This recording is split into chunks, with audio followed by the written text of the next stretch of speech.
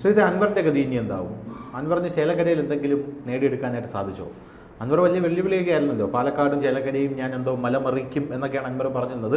സുധീറിനെ കൊണ്ട് അൻവർ എത്ര വോട്ട് പിടിച്ചു? അൻവറിന് എന്തെങ്കിലും ചലനങ്ങൾ ഈ കഴിഞ്ഞ ഉപതെരഞ്ഞെടുപ്പുകളിൽ ഉണ്ടാക്കാനായിട്ട് സാധിച്ചിട്ടുണ്ടോ? അൻവർ ഇപ്പോൾ CPM വിട്ട് പുറത്തേക്ക് നിൽക്കുകയാണ്, യാതൊരുവിധ പവറും ഇല്ലാതെ നിൽക്കുകയാണ്. അൻവർ കോൺഗ്രസിലേക്ക് പോകാനുള്ള എന്തെങ്കിലും സാധ്യതകൾ കാണുന്നുണ്ടോ? അൻവർ എന്തായാലും ഈ തെരഞ്ഞെടുപ്പോടെ ഒരു നനഞ്ഞ പടക്കമായി മാറിയിരിക്കുകയാണ്. ഈ ചേലക്കരയിൽ ആകെ 3000-ലധികം വോട്ട് മാത്രമാണ് അദ്ദേഹത്തിന് നേടാൻ കഴിഞ്ഞത്. പാലക്കാട് അദ്ദേഹത്തിൻ്റെ സ്ഥാനാർത്ഥി തന്നെ ഇല്ലായിരുന്നു. ഒരു UDFന് പിന്തുണ നൽകുന്ന ഒരു രീതിയിലേക്കായിരുന്നു അദ്ദേഹത്തിൻ്റെ അവസാന ചില നിലപാടുണ്ടായത്. ഇതിൽ ചേലക്കരയിൽ അദ്ദേഹം 3000 വോട്ട് നേടിയ ശേഷം ഒരു വാർത്താ സമ്മേളനം വിളിച്ചിരുന്നു.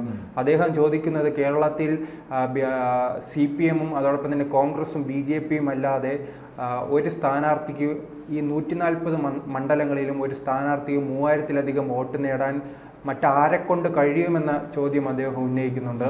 പ്രത്യേകിച്ച് മുസ്ലിം ലീഗിന് ഈ തെക്കോട്ട് വരുമ്പോൾ എത്ര വോട്ട് കിട്ടും, അതോടൊപ്പം തന്നെ CPIക്ക് ഈ 3000 വോട്ട് ഒരു മണ്ഡലത്തിൽ നിന്നും നേടാൻ കഴിയുമോ എന്ന ചോദ്യം അദ്ദേഹം ഉന്നയിക്കുന്നു. പക്ഷേ എന്തായാലും അദ്ദേഹം ഇനി കോൺഗ്രസിലേക്കായിരിക്കും പോവുക. കാരണം ഇവിടെ സന്ദീപ് വാര്യർ വരെ തങ്ങളുടെ പാളയത്ത് എത്തിച്ച കോൺഗ്രസിന് PV അൻവർ എന്തായാലും ഒരു വിഷയമല്ലായിരിക്കും.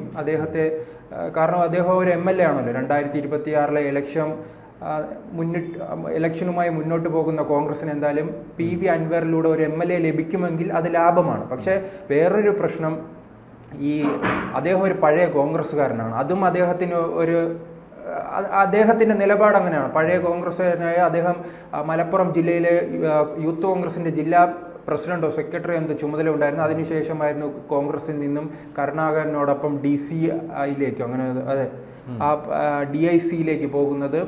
അതിനുശേഷം ഈ DIC വിട്ട് കരുണാകരനും അതോടൊപ്പം തന്നെ മുരളീധരനും ഈ കോൺഗ്രസിലേക്ക് തിരിച്ചെത്തിയിട്ടും അദ്ദേഹം തൻ്റെ രാഷ്ട്രീയ സ്വതന്ത്ര നിലപാടുമായി മുന്നോട്ട് പോകുന്നു. പിന്നീട് 2011 ഇദ്ദേഹത്തിൻ്റെ രാഷ്ട്രീയം ആദ്യമായി ആരംഭിക്കുന്നത്. 2011 ഏറനാട് മണ്ഡലത്തിൽ സ്വതന്ത്രനായി മത്സരിക്കുകയായിരുന്നു.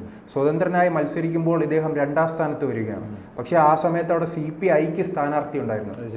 CPIക്ക് സ്ഥാനാർത്ഥി ഉണ്ടായിരുന്നിട്ട് പോലും CPM അൻവർ എന്ന സ്വതന്ത്രനെ സപ്പോർട്ട് ചെയ്യുകയും തങ്ങളുടെ ഘടകകക്ഷിയായ CPIക്ക് 2000 വോട്ടും അൻവർ 2ാം സ്ഥാനത്തും എത്തുന്ന ഒരു സാഹചര്യം ഉണ്ടായിരുന്നു. പിന്നീട് 2014 ലോക്സഭാ തെരഞ്ഞെടുപ്പിൽ അദ്ദേഹം വയനാട് മത്സരിക്കുകയാണ്. വയനാട് അന്ന് 30,000-ലധികം വോട്ട് ഇദ്ദേഹം നേടിയിരുന്നു. അത് വലിയ മുന്നേറ്റമായിരുന്നു.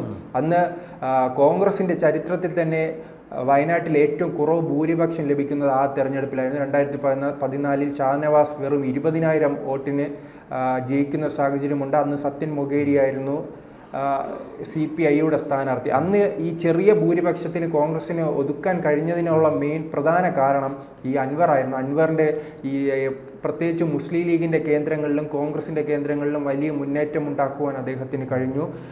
ആ മുന്നേറ്റം കൊണ്ടായിരുന്നു അടുത്തു വരുന്ന നിയമസഭാ തെരഞ്ഞെടുപ്പ് 2016 നിയമസഭാ തെരഞ്ഞെടുപ്പിൽ കോൺഗ്രസിൻ്റെ കോട്ട ഒരു കാലത്തറിയാം മലപ്പുറം ജില്ലയിൽ കോൺഗ്രസിന് ആകെയുള്ള ശക്തി കേന്ദ്രം നിലമ്പൂരായിരുന്നു. ആര്യാടൻ മുഹമ്മദ് മുസ്ലിം ലീഗിനെതിരെ വലിയ രാഷ്ട്രീയ പട നയിച്ച് ഒരു വിമതനെ പോലെ മലപ്പുറത്ത് നിന്ന ഒരാളായിരുന്നു. കാരണം മുസ്ലിം ലീഗിനെ വണങ്ങുന്ന സാഹചര്യമാണല്ലോ ഈ കോൺഗ്രസിന് പ്രമുഖരായ എല്ലാ നേതാക്കൾക്കുമുള്ളത്. അദ്ദേഹം ഒരിക്കലും ഈ മുസ്ലിം ലീഗിനെ പ്രീണിപ്പിക്കാൻ ശ്രമിച്ചില്ല. തൻ്റേതായ ഒരിടം നിലമ്പൂരിൽ അദ്ദേഹത്തിന് ഉണ്ടാക്കുവാൻ കഴിഞ്ഞു. ആ മണ്ഡലത്തിലാണ് 2016 ഈ അൻവർ വരികയും അതോടൊപ്പം തന്നെ ആര്യാടൻ ഷൗക്കത്ത് ഇദ്ദേഹത്തിൻ്റെ മകൻ ആര്യാടൻ മുഹമ്മദിൻ്റെ മകനുമായി മത്സരിക്കുകയും അദ്ദേഹത്തെ പരാജയപ്പെടുത്തിക്കൊണ്ടാണ് 2016 അതോടൊപ്പം തന്നെ 2021 വളരെ രീതിയിൽ മുന്നേറ്റം ഉണ്ടാക്കാനും വിജയിക്കുവാനും കഴിഞ്ഞത്. 2016 വിജയത്തിന് ശേഷം അടുത്ത തവണ മത്സരിക്കുമ്പോൾ അദ്ദേഹം പരാജയപ്പെടുമെന്നായിരുന്നു CPMകാർ പോലും വിചാരിച്ചിരുന്നത്. കാരണം അത്രയ്ക്ക് ആര്യാടൻ മുഹമ്മദ് 5 വർഷം അവിടെ നിന്ന് പ്രവർത്തിച്ചു, എന്നിട്ട് പോലും അദ്ദേഹത്തിന് വിജയിക്കാൻ കഴിഞ്ഞില്ല. അതോടെയാണ് ഈ CPM അണികളിൽ കടന്നൽ രാജ്യം അങ്ങനെ എന്തോ ആയി മാറുന്ന ഒരു രീതി. അതെ, അത്തരത്തിൽ പിന്നെ CPM നേതാക്കൾക്ക് പോലും ഈ CPM അണികളിൽ നിന്ന് ഇത്രയും ഒരു സ്നേഹം ലഭിച്ചിട്ടില്ല. അതിലധികം പിണറായിയേക്കാൾ അൻവറിനെ സ്നേഹിക്കുന്ന ഒരു രീതിയിലേക്ക് അതെ നിലമ്പൂർ ഉള്ള അൻവറിന്റെ ഹോൾഡിലുള്ള എല്ലാ ആൾക്കാരും ഈ പോപ്പുലർ ഫ്രണ്ട് വിട്ട് CPMലോട്ട് വന്ന സുഡാപ്പികളാണെന്നാണ് പറയുന്നത്. കാരണം CPMന്റെ യഥാർത്ഥ അണികളാണെങ്കിൽ ഒരിക്കലും പിണറായിയെ തള്ളിപ്പറഞ്ഞിട്ട് അൻവറിനെ സ്നേഹിക്കില്ല. അല്ല അത് ഈ അൻവർ പിണറായി പോര് വരുമ്പോഴല്ലേ അങ്ങനെ സുഡാപ്പി വരുന്നു. അല്ലാതെ ഞാൻ പറഞ്ഞു പാർട്ടിയിൽ നിന്നപ്പോൾ അദ്ദേഹത്തിനെതിരെ ഇപ്പോൾ ഏഷ്യാനെറ്റിനെതിരെ അദ്ദേഹം ആക്രമിക്കുന്നു, നിരന്തരം വാക്കുകൾ കൊണ്ട് ആക്രമിക്കുന്നു. മറിച്ച് എല്ലാവരെയും, ജയശങ്കറിനെ, അങ്ങനെ വരുന്നവരെയും, പിന്നെന്താ മറുനാടൻ മലയാളി അവർക്കെതിരെ അതിന് എന്ത് പ്രശ്നമുണ്ടെങ്കിലും ഇയാൾക്ക് പ്രത്യേകിച്ച് എനിക്ക് തോന്നുന്നു ഏറ്റവും കൂടെ അണികളുള്ളത് കണ്ണൂരിലാണ്. കണ്ണൂരിലെ പാർട്ടി ഗ്രാമങ്ങളിലെല്ലാം ഇദ്ദേഹത്തിന് വലിയ ആരാധക വൃന്ദം ഉണ്ടായിരുന്നതാണ്. അതിനുശേഷമായിരുന്നു ഇവർ നോക്കുമ്പോൾ ഞങ്ങളുടെ അൻവർക്ക ടി വിയിൽ പത്രസമ്മേളനം നടത്തുന്നു, പത്രസമ്മേളനം കാണുമ്പോഴെന്താണ് പിണറായി ചീത്ത വിളിക്കുന്നത്. ഈ ചാനൽ മാറിപ്പോയതാണോ ഇനി അതോ അൻവർ തന്നെ മാറിപ്പോയതോ എന്നോ ഒരു സംശയം ഉണ്ടാക്കുന്ന രീതിയിലേക്ക് ലാസ്റ്റ് അദ്ദേഹം മാറുന്ന ഒരു സാഹചര്യമുണ്ട്. എന്തായാലും 2021 വിജയത്തോടു കൂടി തന്നെ CPM വലിയ സ്വാധീനമുണ്ടാക്കാൻ കഴിഞ്ഞു. സമൂഹ മാധ്യമങ്ങളിലൂടെ ഈ സൈബർ പോരാളികളുടെ വലിയ സപ്പോർട്ടും അദ്ദേഹം നേടി. പക്ഷേ തുടർച്ചയായി ഉണ്ടായ വിവാദം, ADGP അജിത് കുമാറിൻ്റെ വിഷയം, അതോടൊപ്പം തന്നെ പി ശശിയെല്ലാം രൂക്ഷമായി തന്നെ വിമർശിക്കുന്ന ഒരു സാഹചര്യമുണ്ടായി. അതിനാൽ തന്നെയാണ് അദ്ദേഹം പാർട്ടിയെ വെല്ലുവിളിച്ച് ഇപ്പോൾ പാർട്ടിക്ക് പുറത്താണ്. അതിനുശേഷം നമുക്കറിയാവുന്ന കാര്യങ്ങളാണ്, DMK രൂപീകരിക്കുന്നു, DMK പാലക്കാടും അതോടൊപ്പം തന്നെ ചേലക്കരയിലെ സ്ഥാനാർത്ഥിയെ നടത്തുന്നു. അതിനോടൊപ്പം തന്നെ അൻവർ എന്നും ഒരു ചർച്ചാ കേന്ദ്രമാണ്. അദ്ദേഹത്തിൻ്റെ ഈ ലാസ്റ്റ് നടന്ന ഒരു പ്രകടനമുണ്ടായിരുന്നു. പ്രകടനത്തിൽ തന്നെ ഈ പണം നൽകി അണികളെല്ലാം കൊണ്ടുവന്നതായുള്ള സിനിമ ഷൂട്ടിങ്ങിനായി കൊണ്ടുവന്നു എന്നുള്ള വിമർശനങ്ങളെല്ലാം, ആരോപണങ്ങളെല്ലാം ഉണ്ടായി. അത്തരത്തിൽ എന്ന് വിവാദ നായകനായ അൻവറിനെ ചിലപ്പോൾ ഈ 2026 നിയമസഭാ തെരഞ്ഞെടുപ്പിൽ നിലമ്പൂരിലെ സീറ്റ് നൽകി കോൺഗ്രസ് തന്നെ തങ്ങളുടെ പാളയത്ത് എത്തിക്കാനുള്ള ശ്രമവും നടത്തുന്നുണ്ട്. കാരണം അദ്ദേഹം പഴയ കോൺഗ്രസ്സുകാരനാണ്, കരുണാകരൻ്റെ ഒപ്പം നിന്ന ആളാണ്. പക്ഷെ അദ്ദേഹം ഒരിക്കലും ഇടതുപക്ഷത്തിന്റെ അങ്ങനെ പാർട്ടി മെമ്പർഷിപ്പ് എടുക്കാൻ അങ്ങനെ ശ്രമം നടത്തി. അൻവറിന് പാർട്ടി മെമ്പർഷിപ്പ് ഇല്ലല്ലോ. അൻവർ നിരന്തരം ഇടതുപക്ഷത്തിൽ നിന്ന് പറഞ്ഞു വിടുന്നത് ഞാനൊരു കോൺഗ്രസ്സുകാരനാണ് എന്നുള്ളതാണ്. പക്ഷെ അൻവർ അപ്പോഴും ഒരു കാര്യം പറഞ്ഞിട്ടുണ്ട്, ഒരിക്കലും ഇടതുപക്ഷത്തെ വിട്ട് പോയില്ല എന്ന് പറഞ്ഞിട്ടുണ്ട് അൻവർ. എന്നിട്ട് ഇടതുപക്ഷം വിട്ട് പുറത്തിറങ്ങിയല്ലോ അൻവർ. അല്ല, അതോടൊപ്പം തന്നെ ഇദ്ദേഹത്തിന്റെ കുടുംബവും അങ്ങനെയാണ്. ഇദ്ദേഹത്തിന്റെ പിതാവ് പണ്ട് 1962 72 മഞ്ചേരിയിൽ ലോക്സഭാ മണ്ഡലത്തിൽ മത്സരിക്കുന്ന ഒരു സാഹചര്യം ഉണ്ടായിരുന്നു. അവിടെ നിന്നാണ് ഈ കുടുംബപരമായി തന്നെ ഇദ്ദേഹം പാരമ്പര്യപരമായി കോൺഗ്രസ് കുടുംബമാണ്.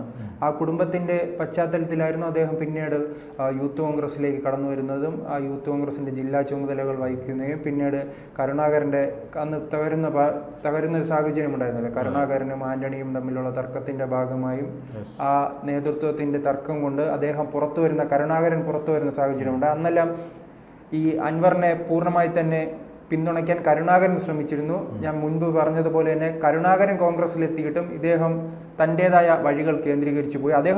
അതോടൊപ്പം തന്നെ അൻവറിൻ്റെ പ്രധാന വിജയം എന്ന് പറയുന്നത് അദ്ദേഹത്തിന് കയ്യിൽ നല്ല പണമുണ്ട്. അദ്ദേഹത്തിൻ്റെ പണം വെച്ച് തന്നെ വലിയ തെരഞ്ഞെടുപ്പ് കാലങ്ങളിൽ വോട്ട് പിടിക്കാൻ നേടുന്ന ശ്രമങ്ങൾ അദ്ദേഹം നടത്തിയിട്ടുണ്ട്. വയനാട്ടിലെല്ലാം അത്തരം ശ്രമങ്ങൾ നടത്തിയതായി പലരും പറയുന്ന വിമർശനം ഉന്നയിക്കുന്ന സാഹചര്യമുണ്ടായി. ഇദ്ദേഹം സ്വതന്ത്രനായി മത്സരിക്കുമ്പോൾ അന്ന് അണികൾക്ക് ഈ വോട്ട് പിടിക്കാൻ വരുന്നവർക്കെല്ലാം നല്ല കയ്യിൽ ഗാന്ധിയെ വെച്ച് കൊടുക്കുന്ന ഒരു സാഹചര്യമുണ്ടായി. എന്തായാലും അൻവറിൻ്റെ രാഷ്ട്രീയ ഭാവി എന്തായാലും ഇനി സാധാരണക്കാരനായ ഒരു MLA ആയി മത്സരിച്ച് വിജയിക്കാം. അദ്ദേഹത്തിന് എന്തായാലും കോൺഗ്രസിൽ നിന്ന് പരാജയപ്പെടേണ്ട സാഹചര്യം ഉണ്ടാകില്ല. കാരണം കോൺഗ്രസിൻ്റെ മണ്ഡലമാണ്. ആ കോൺഗ്രസിൻ്റെ മണ്ഡലത്തെയാണ് അതോടൊപ്പം തന്നെ എന്തായാലും നിലമ്പൂരിൽ ഈ അൻവറിനെ കൊണ്ട് ഇടതുപക്ഷത്തിന് ഒരു നഷ്ടവും ഉണ്ടായിട്ടില്ല. കാരണം അൻവറിൻ്റെ 2016 അതോടൊപ്പം തന്നെ 2021 വിജയങ്ങൾ ഈ അവിടുത്തെ പഞ്ചായത്ത് തെരഞ്ഞെടുപ്പിൽ നഗരസഭ അവിടെ മുനിസിപ്പാലിറ്റി എന്ന് തോന്നുന്നു, അവിടെ ആ സമയങ്ങളിലെല്ലാം ആ സ്ഥലങ്ങളെല്ലാം കമ്മ്യൂണിസ്റ്റ് പാർട്ടിക്ക് അനുകൂലമാക്കുന്ന രീതിയിൽ ഈ വാർഡുകൾ പിടിച്ചെടുക്കുന്ന ഒരു സാഹചര്യം ഉണ്ടായിരുന്നു. അതിനുവേണ്ടിയുള്ള വലിയ ശ്രമം അൻവറിൻ്റെ ഭാഗത്ത് നിന്നാണ് ഉണ്ടായത്. അത് ഒരുപക്ഷെ വിജയിക്കുന്ന ഒരു സാഹചര്യം. നിലമ്പൂരിൽ തന്നെ ഇപ്പോൾ ഭരിക്കുന്നത് ഇടതുപക്ഷമാണെന്നാണ് തോന്നുന്നത്. അത് ഈ അൻവറിൻ്റെ സ്വാധീനം കൊണ്ടാണ് അത്തരത്തിൽ പിടിച്ചെടുക്കുന്ന ഒരു സാഹചര്യം ഉണ്ടായത്. അതിനുള്ള പല പഞ്ചായത്തുകളിലും അൻവറിന് സ്വാധീനമുണ്ട്. അത്തരത്തിൽ അൻവർ എന്തായാലും പാർട്ടി വിട്ടു പോകുന്നത് പ്രത്യേകിച്ച് മലപ്പുറം പോലുള്ള ന്യൂനപക്ഷ കേന്ദ്രീകൃത മേഖലയിൽ CPM വോട്ടിംഗ് പൊതുവെ കുറവാണ്. എന്തായാലും അൻവർ കൊണ്ടുവന്ന വോട്ട് ബാങ്ക് എന്തായാലും കോൺഗ്രസിലേക്ക് തന്നെ തിരികെ പോകാനാണ് സാധ്യത. പക്ഷേ ഇതിൽ ഏറ്റവും പ്രധാനപ്പെട്ട കാര്യം ആര്യാടൻ ഷൗക്കത്ത്, മുൻപെല്ലാം അവിടെ മത്സരിച്ച ആ മണ്ഡലത്തിൽ വളരെ സ്വാധീനമുള്ള കോൺഗ്രസിൻ്റെ നേതാവ്, അദ്ദേഹത്തിൻ്റെ തീരുമാനം എന്തായിരിക്കും അതനുസരിച്ചായിരിക്കും ചിലപ്പോൾ ഇനി അൻവറിൻ്റെ കോൺഗ്രസ് പ്രവേശനം ഉണ്ടാകുന്നത്.